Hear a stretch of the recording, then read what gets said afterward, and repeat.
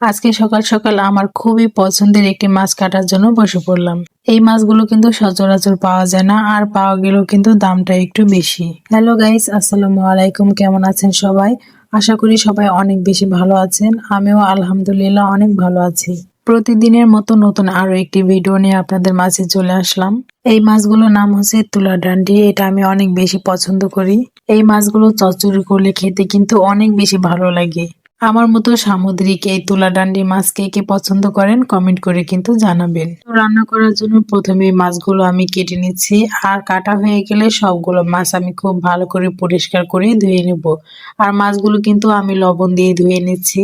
এভাবে মাটির মালসা মাছ ধুলে কিন্তু খুব তাড়াতাড়ি পরিষ্কার হয়ে যায়। মাছে কিন্তু অনেকটাই গন্ধ থাকে, তাই যে কোনো মাছ রান্না করার আগে খুব ভালো করে পরিষ্কার করে ধুয়ে নিতে হয়।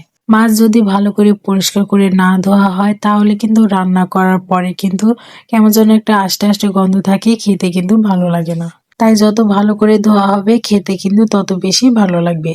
তো মাছগুলো আমি খুব ভালো করে পরিষ্কার করে ধুয়ে নিয়েছি, আর তারপর মাঝখান থেকে কেটে 2 টুকরা করে নিয়েছি।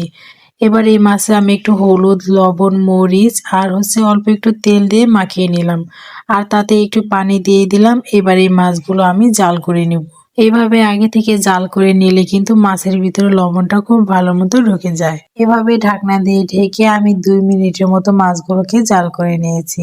এবার চচ্চড়িটা বসানোর জন্য আমি একটা প্যানে আলু আর বেগুন খুব চিকন করে কেটে নিয়েছি, আর তাতে দিয়ে দিলাম পেঁয়াজ কুচি, কাঁচামরিচ কুচি, লবণ, হলুদ আর তেল। চচ্চড়িতে তেলটা একটু বেশি দিতে হয়, তাহলে কিন্তু খেতে বেশি ভালো লাগে। এবার এগুলোকে আমি খুব ভালো করে মেখে নিচ্ছি।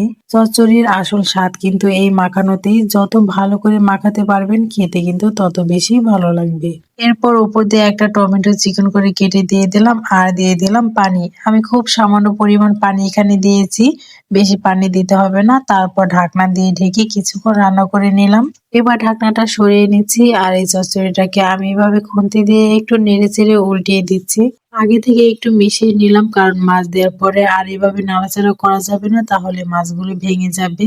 এভাবে মিশিয়ে নেবার পরে আগে থেকে যে মাছগুলো জাল করে নিয়েছিলাম সেই মাছগুলোই আমি এর উপর দিয়ে দিয়ে দিলাম, আর তারপর এভাবে একটু মিশিয়ে নিলাম। উপর দিয়ে বেশ কিছু ধনিয়া পাতা কুচি দিয়ে দিলাম। ধনিয়া পাতা কুচিটা একটু বেশি করে দিয়ে দিলাম, এতে কিন্তু চচ্চড়ি থেকে খুব সুন্দর একটা ঘ্রাণ বের হবে।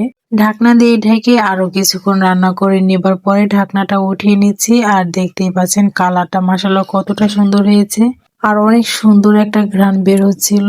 শীতের সময় যদি এইভাবে একবার মাছ চচ্চড়ি করা হয়, সাথে কিন্তু আর অন্য কোনো কিছুই লাগে না। রেসিপিটি ফলো করে আপনারা একবার হলেও কিন্তু বাসায় এইভাবে রান্না করে দেখবেন। তো আমার আজকের এই রেসিপি আপনাদের কাছে কেমন লেগেছে কমেন্ট করে জানাতে কিন্তু ভুলবেন না। সবাই ভালো থাকবেন। আল্লাহ হাফেজ।